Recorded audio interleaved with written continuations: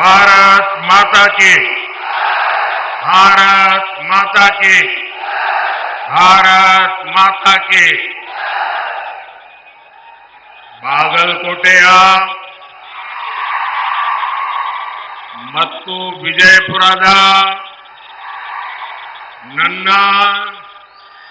ಸೋದರ ಸೋದರಿಯರಿಗೆ नमस्कारಗಳು। मैं मां बनशंकरी को प्रणाम करता हूं। इस मन से गुरु बसवन्ना और सिद्धेश्वर स्वामी को भी नमन करता हूं। साथियों, आज सुबह ही हमें एक दुखद खबर मिली है। संसद में मेरे साथी बीजेपी के वरिष्ठ नेता और सामाजिक न्याय के अग्रणी सिपाही श्रीनिवास प्रसाद जी अब हमारे बीच नहीं रहे। श्रीनिवास प्रसाद जी कर्नाटका की चामराजनगर से सांसद थे। श्रीनिवास जी जमीन से जुड़े नेता थे, सच्चे अर्थ में जननेता थे। अपने इतने दशकों के सामाजिक जीवन में उन्होंने हर क्षण गरीबों, शोषितों, वंचितों की सेवा की। उन्होंने केंद्र और राज्य सरकार में कई अहम मंत्रालयों को भी दायित्व संभाला था। दलित वर्ग के सामाजिक उत्थान के लिए उन्होंने जो प्रयास किए, उन्हें हमेशा याद किया जाएगा। ईश्वर उन्हें सद्गति दे। उनके परिवार और समर्थकों के साथ मेरी संवेदनाएं हैं। साथियों, 2024 का चुनाव भारत का भविष्य तय करेगा। ये चुनाव विकसित भारत के संकल्प का चुनाव है। ये चुनाव आत्मनिर्भर भारत की सिद्धि का चुनाव है। हमारा संकल्प है कि नेक्स्ट कुछ ईयर्स में, आने वाले कुछ सालों में भारत विश्व की टॉप 3 इकोनॉमी बने। आप मुझे बताइए, ये भारत को दुनिया की तीसरी बड़ी आर्थिक शक्ति कौन बनाएगा? कौन बनाएगा? कौन बनाएगा? कौन बनाएगा? जी नहीं, आपका एक वोट बनाएगा। आपके वोट की ताकत है जो मोदी को मजबूती देगी और तब जाकर के देश दुनिया में टॉप 3 इकोनॉमी बन जाएगा। हमारा संकल्प है कि हम भारत को मैन्युफैक्चरिंग हब बनाएं। हम भारत को स्किल सेंटर बनाएंगे और ये संकल्प वैकेशन गुजारने वाले नहीं कर सकते पूरा।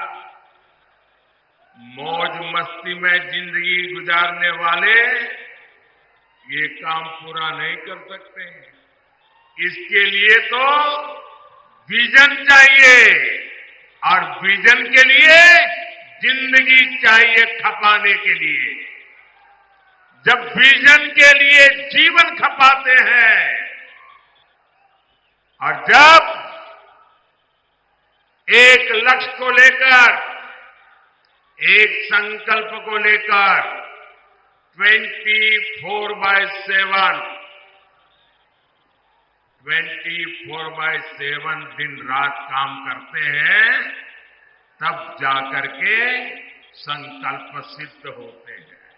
और इसलिए मोदी का विजन भी क्लियर है और मोदी का जीवन भी 24/7 फॉर 2047। और इसलिए आज पूरा देश कह रहा है, फिर एक बार, फिर एक बार, फिर एक बार, फिर एक बार, फिर एक बार। जरा एसपीजी वाले, ये बच्ची एक तस्वीर लेके आई है, कब से खड़ी रही है, उसकी तस्वीर ले लीजिए। बेटा please write down your name and address. मैं आपको चिट्ठी जरूर भेजूंगा। जरा उनसे एसपीजी के लोग फोटो ले लेना। आप हाथ नीचे करो बेटा, वो ले लेंगे। अब आओ, हाथ थक जाएगा आपका। हाँ,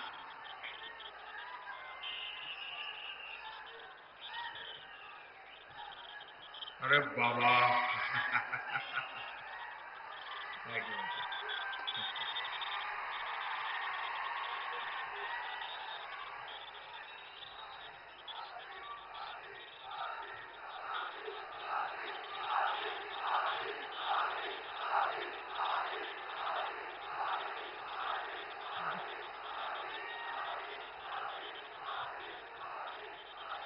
साथियों,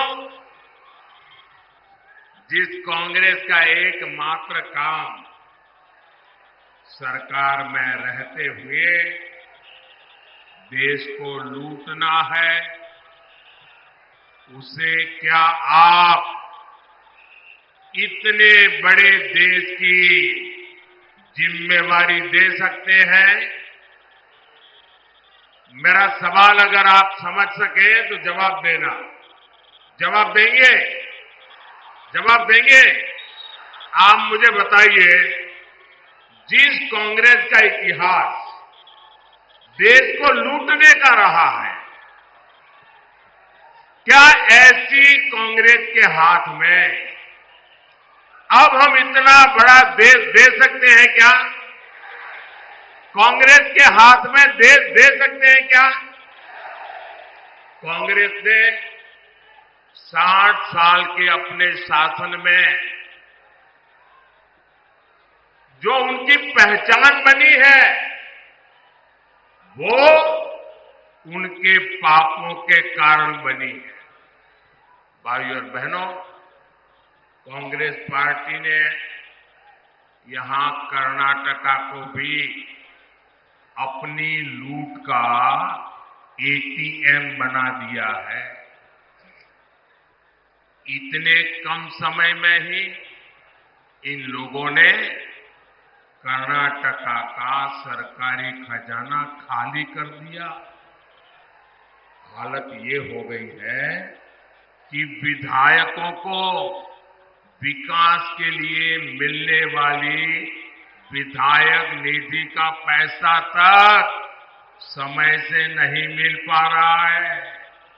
और यहां के सरकारी कर्मचारी, मैं आपको अंदर की बात बताता हूं, क्योंकि भारत सरकार के पास इनकी अंदरूनी जानकारियां होती है और मैं आपको चेतावनी चौंकाना चाहता हूं। वो दिन दूर नहीं है जब कर्नाटका सरकार यहां के सरकारी मुलाजिमों को पेमेंट तक नहीं दे पाएगी, पेमेंट तक नहीं दे पाएगी। आपके बच्चे भूखे मर जाए ऐसी स्थिति ये लोग पैदा करके रखेंगे। जनहित की ऐसी कोई योजना नहीं जो कांग्रेस के भ्रष्टाचार का शिकार न हुई। और इसलिए तो देश के सभी अनुभवी लोग कहते हैं, इतिहास भी कहता है, कांग्रेस आई तबाही लाई, कांग्रेस आई तबाही लाई। साथियों, कर्नाटका में कांग्रेस सरकार नहीं चला रही है। कांग्रेस पार्टी यहां वसूली गैंग चला रहा है, वसूली गैंग चला रहा है। पूरी सरकार इसी प्लानिंग में लगी हुई है कि कहां से वसूली हो, खजाने में पैसा आए और उसको लूटकर अपनी तिजोरी भरे। हमारा कर्नाटका और बेंगलुरु, जिसे दुनिया में टेक हब पर जाना जाता है, टेक हब के रूप में पूरे विश्व में हमारे कर्नाटका ने देश का नाम ऊंचा किया। आज कांग्रेस सरकार ने ये टेक हब को टैंकर हब बना दिया, टैंकर हब बना दिया। पानी के लिए टैंकर माफिया लोग मनमानी वसूली कर रहे हैं और इसका भी कमीशन कांग्रेस के लोगों तक पहुंच रहा है। लेकिन कांग्रेस इतने से संतुष्ट नहीं है। ये लोग 2G स्कैम जैसा लाखों करोड़ के घोटालों वाला स्कैम करने के लिए सपने देख रहे हैं। आप मुझे बताइए, 7 मई को कर्नाटका को लूटने वालों को सजा मिलनी चाहिए कि नहीं मिलनी चाहिए? सजा मिलनी चाहिए कि नहीं मिलनी चाहिए? कांग्रेस के भ्रष्टाचार का हिसाब करना चाहिए कि नहीं करना चाहिए? चून चून करके कांग्रेस को साफ करना चाहिए कि नहीं करना चाहिए? करेंगे? पूरे कर्नाटका में कर देंगे, हमारे बागलकोट में कर देंगे, पूरे इस क्षेत्र में कर देंगे। साथियों, मोदी जनता के बीच अपना रिपोर्ट कार्ड को लेकर आता है। हमने कर्नाटका और उस क्षेत्र के लिए इतना काम किया, ये भी आपके सामने है। हमारी सरकार कर्नाटका में कई एयरपोर्ट बना रही है। इनमें से एक बीजापुर में भी तैयार हो रहा है। बागलकोट रेलवे स्टेशन को अमृत स्टेशन के रूप में डेवलप किया जा रहा है। बागलकोट से गुजर रहे नेशनल हाईवे को चौड़ा किया जा रहा है। इससे बादामी, पट्टदकल और आइहोले जैसे ऐतिहासिक जगहों पर पर्यटन को बढ़ावा मिलेगा। साथियों, पिछले 10 वर्षों में मोदी ने उस वर्ग की चिंता की है जिसे कांग्रेस ने बदहाली का जीवन जीने पर मजबूर कर दिया था। आज ये लोग बयान देते हैं और पता नहीं क्या क्या बोल रहे हैं। ये कहते हैं एक झटके में गरीबी हटा देंगे। अरे 60 साल हो गए, तुम कुछ नहीं कर पाए यार। लेकिन क्यों ऐसे दावे मार रहे हो? सर, इनकी कई पीढ़ियां इस बात का गवाह है कि वंचित वर्ग के लिए इनकी मानसिकता क्या रही। करोड़ों परिवार इस देश में जीवन की मूलभूत जरूरतों से वंचित थे। उनके दुख, उनकी तकलीफ से कांग्रेस और उनके साथियों के कोई वास्ता नहीं था।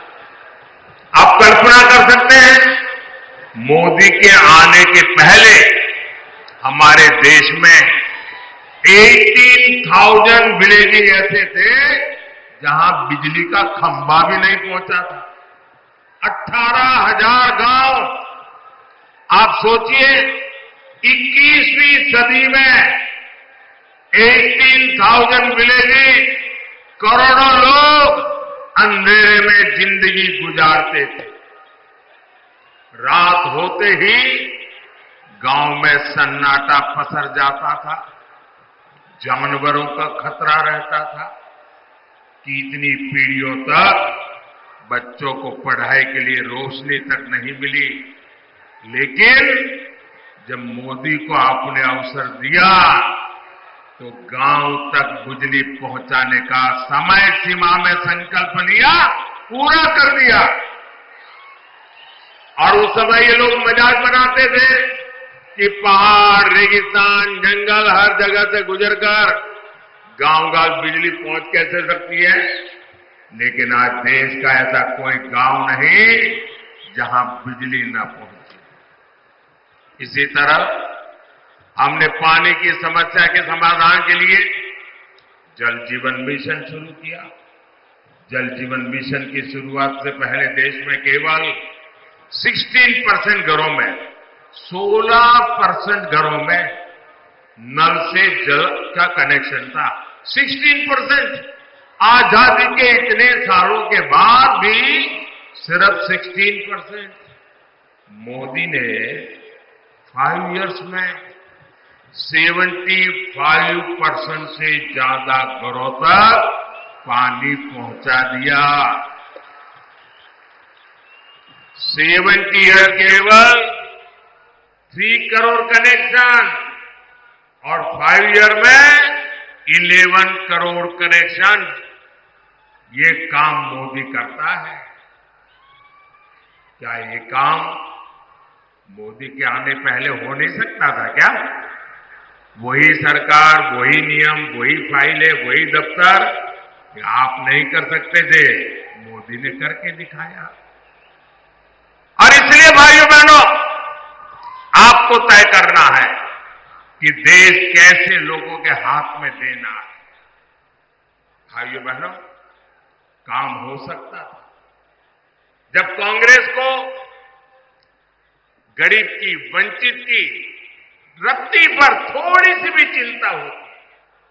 लेकिन कांग्रेस को कभी गरीब की, वंचित की, दलित की, पिछड़ों की उनको परवाह ही नहीं थी। साथियों, कांग्रेस का यही रवैया हमारे बॉर्डर विलेजेस के लेकर रहा।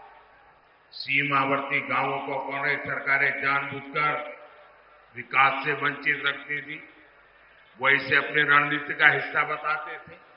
यानी करोड़ों लोगों को कांग्रेस ने अपनी राजनीति के तहत बदहाली का जीवन जीने के लिए मजबूर कर रखा था। मोदी ने ये विकास विरोधी सोच बदली। हमने सीमा पर बसे गांवों को आखिरी नहीं, देश का पहला गांव कहना और उसको उस प्रकार से ट्रीट करने का निर्णय किया। आज विकास देश के हर पहले गांव तक पहुंच रहा है। भाइयों बहनों, कांग्रेस की विकास विरोधी मानसिकता का बड़ा बोझ हमारे एससी, एसटी समाज भी को उठाना पड़ा। एससी, एसटी समाज के लोग विकास से सबसे दूर थे। हमने आज पीएम आवास योजना के तहत 4 करोड़ लोगों को पक्के मकान दिए। 55 करोड़ गरीबों के पहली बार बैंक में खाते खुल गए। उज्ज्वला योजना के तहत करोड़ों माताओं बहनों को मुफ्त गैस सिलेंडर मिले। उन्हें धुएं से आजादी मिली। इनमें से सबसे बड़ी संख्या एससी, एसटी, ओबीसी समाज के लोगों की है। आज शिक्षा से लेकर रोजगार तक सरकार की योजना का बहुत बड़ा लाभ इस वर्ग को मिल रहा है। साथियों, बीजेपी कर्नाटका के विकास में अपनी पूरी ऊर्जा लगाती है, लेकिन कांग्रेस हमारी योजनाओं को रोकने में पूरी ताकत लगाती है। हमने बागलकोट की इलकल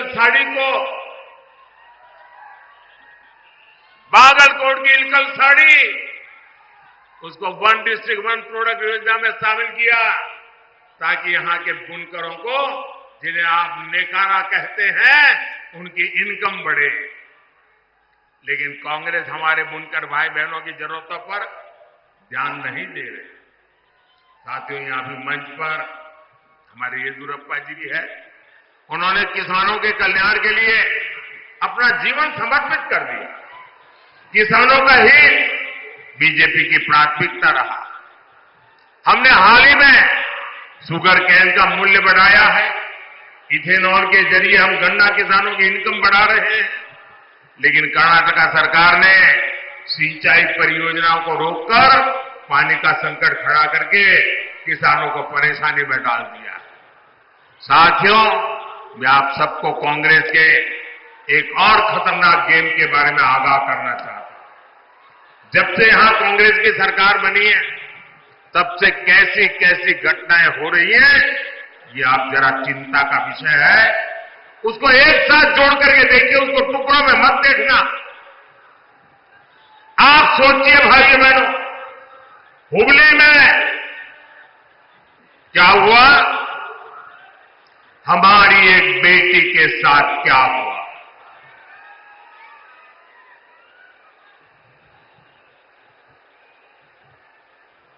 जहां शिक्षा का दाम है, हुबली में एक बेटी को एक के बाद एक चाकू के घाव मार दिए जाए, वो दृश्य देखकर हर किसी का दिल दहल गया।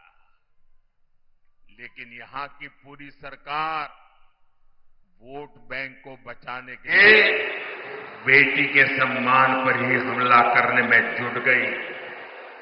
तुष्टीकरण के लिए कांग्रेस किसी भी हद को पार कर सकती है।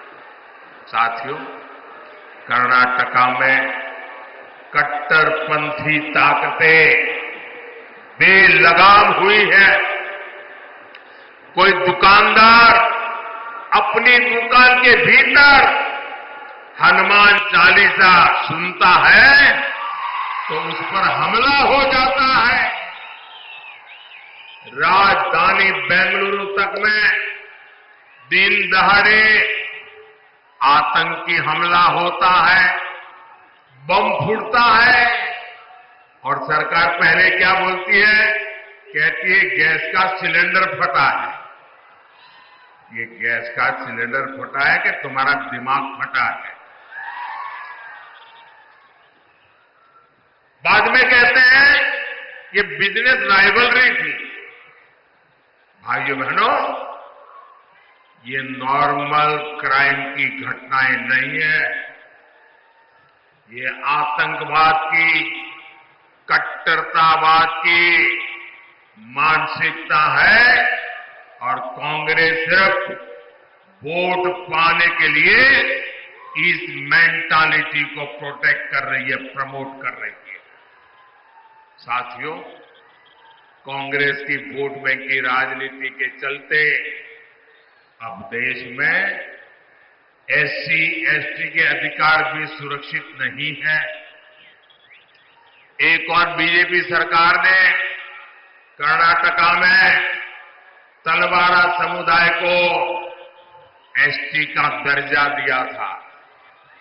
कर्नाटका में 3 लाख से ज्यादा परिवारों को हक्कू पत्र दिए गए, लेकिन कर्नाटका में कांग्रेस ने संविधान बदलने, एससी, एसटी, ओबीसी का हक छीनने का अभियान शुरू किया है। हमारा संविधान धर्म के आधार पर रिजर्वेशन की बात नकारता है, नहीं स्वीकारता है। लेकिन कर्नाटका की सरकार ने ओबीसी रिजर्वेशन का हिस्सा मुस्लिमों को दे दिया है। ये इतने से भी नहीं मानेंगे, इन्होंने पहले भी अपने मैनिफेस्टो में धर्म के आधार पर रिजर्वेशन देने के लिए कानून बनाने की बात कही। इस बार भी इनके मैनिफेस्टो में ऐसे ही सिग्नल है और मैं देश के मेरे दलित भाई बहनों को, मेरे एसटी भाई बहनों को, मेरे ओबीसी भाई बहनों को, मैं आपको कांग्रेस के मंसूबों से चेतने की जरूरत समझिए। ये लोग धर्म के आधार पर अपने वोट बैंक को सुरक्षित रखने के लिए वो आपके अधिकार जो बाबा साहब आंबेडकर ने दिए हैं, जो भारत के संविधान ने दिए हैं, उस पर लूट चलाने की ताक में बैठे हैं। उनको लगता है कि आज पार्लियामेंट में सबसे ज्यादा एससी एमपी बीजेपी के हैं, सबसे ज्यादा एसटी एमपी बीजेपी के हैं, सबसे ज्यादा ओबीसी एमपी बीजेपी के हैं और इसलिए उनको लगता है अब एससी एसटी ओबीसी तो बीजेपी का हो गया और अब माइनॉरिटी के ऊपर भरोसा करने के लिए एससी एसटी ओबीसी का लूटो, माइनॉरिटी को दे दो। क्या आप ये चलने देंगे? क्या ये स्वीकार करेंगे क्या?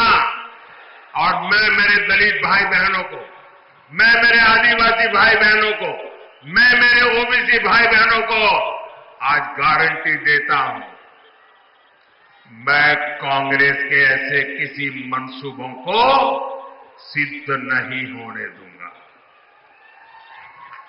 आपके अधिकारों की रक्षा के लिए, आपके आरक्षण की रक्षा के लिए मोदी किसी भी हद तक जाएगा, ये मैं आपको विश्वास दिलाता हूं। साथियों, आजकल एक और चिंता का विषय मैं आपके सामने रखना चाहता हूं। सोशल मीडिया का जमाना है, टेक्नोलॉजी का जमाना है और बहुत सी चीजें व्हाट्सएप पर, एक्स पर, सब पर आती रहती है और हम भी कभी देखे बिना फॉरवर्ड कर देते हैं। मैं सबसे पहले सोशल मीडिया के प्लेटफॉर्म पर काम कर रहा आया। आज दुनिया में भी सबसे ज्यादा फॉलोवर अगर किसी के हैं तो जो पहले 2-3 नाम है उसमें आपका एक मोदी है, क्योंकि मैंने इस ताकत का सदुपयोग किया, समाज से जुड़ने के लिए उपयोग किया, समाज की भावनाओं को समझने के लिए उपयोग किया, सही बात पहुंचाने के लिए उपयोग किया। लेकिन जो लोग चुनाव हार चुके हैं, मैदान खो चुके हैं, ये लोग इन दिनों टेक्नोलॉजी का उपयोग करके फेक वीडियो बना रहे हैं, आर्टिफिशियल इंटेलिजेंस का दुरुपयोग करते हुए मेरी आवाज में ऐसी भद्दी चीजें आजकल सोशल मीडिया में डाल रहे हैं कि बहुत बड़ा खतरा पैदा हो रहा है। और इसलिए मेरी देशवासियों की अपील है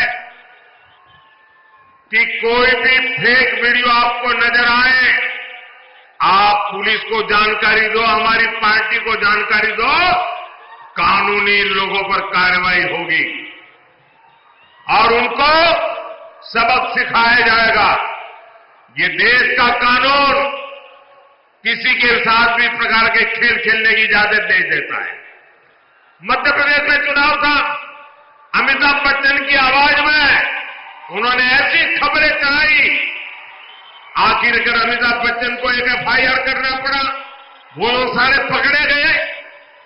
ये खेल बहुत बढ़ाया इन लोगों ने हताशा और निराशा में, और इसलिए मेरे भाइयों बहनों, हमें जागरूक रहने की जरूरत है। ये कोई भी फेक चीज आए उस पर भरोसा मत करना। दूसरी एक बात,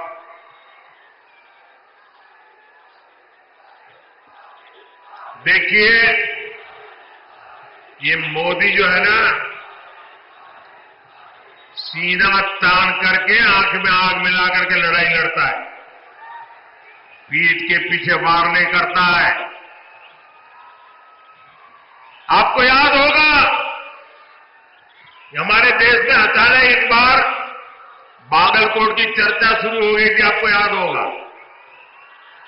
जब मैंने बालाकोट में एयर स्ट्राइक किया तो बहुत लोगों को समझ नहीं आया बालाकोट है कहां, तो बागलकोट को ही बालाकोट बांध करके यहां बम गिरे चलाया, आधा पौना घंटा ऐसे ही चला। भाइयों बहनों, मैंने बालाकोट पर एयर स्ट्राइक किया, चोरी छुपे के नहीं किया, एयर स्ट्राइक कर करके प्रेस कॉन्फ्रेंस करके बताया कि आज हमने ऐसा ऐसा किया है और दुश्मन का इतना इतना नुकसान किया है। इतना ही नहीं, जब हमने एयर स्ट्राइक किया तो मैंने प्रेस को बुला के रखा था और फौज के लोगों को कहा था कि 11 बजे प्रेस को बताना है, लेकिन मैंने कहा कि उसके पहले मैं पाकिस्तान को टेलीफोन करके सूचना दूंगा कि आज हमने रात को एयर स्ट्राइक की है, तुम्हारे इतने लोगों को मारा, इतनी तबाही की है, उनको बता दूंगा, छुपाऊंगा नहीं। लेकिन पाकिस्तान वाले टेलीफोन पर ही नहीं आते थे, तो मैंने कहा इंतजार करो, हमारे फौज के लोग इंतजार करते थे। करीब 12 बजे बात हुई, उसके बाद मैंने दुनिया को बताया कि मैंने रात को एयर स्ट्राइक किया है और पाकिस्तान के छक्के छुड़वा दिए हैं। भाइयों बहनों, ये मोदी छुपाता नहीं है, न मोदी छिप करके वार करता है, जो भी करता है सामने से करता है, देश के लिए करता है। और आज भी जो लोग मेरे देश के निर्दोष नागरिकों को मारने की हरकत करेंगे, ये नया भारत है, घर में घुस करके मारेगा। साथियों, 7 मई को आपका वोट बैंक की राजनीति करने वालों को जवाब देगा। आपका वोट विकसित कर्नाटका, विकसित भारत की गारंटी बनेगा। मेरा अनुरोध है, बागलकोट से मेरे अनन्य साथी PC गड्डीगौड़ जी और बीजापुर से हमारे वरिष्ठ साथी रमेश जिनागी जी को विशाल बहुमत से विजयी बनाइए। आप यहां अपने परिवार में अपने परिचितों से कहिएगा कि मोदी जी आए थे, मोदी जी ने आपको प्रणाम कहा है, हर घर में मेरा प्रणाम पहुंचा देना। मेरे साथ बोलिए, भारत माता की, भारत माता की, भारत माता की। बहुत बहुत धन्यवाद। ನ್ಯೂಸ್ ಫಸ್ಟ್ ನಿರ್ಭೀತಿಯಿಂದ ನಿಮ್ಮ ಪರವಾಗಿ।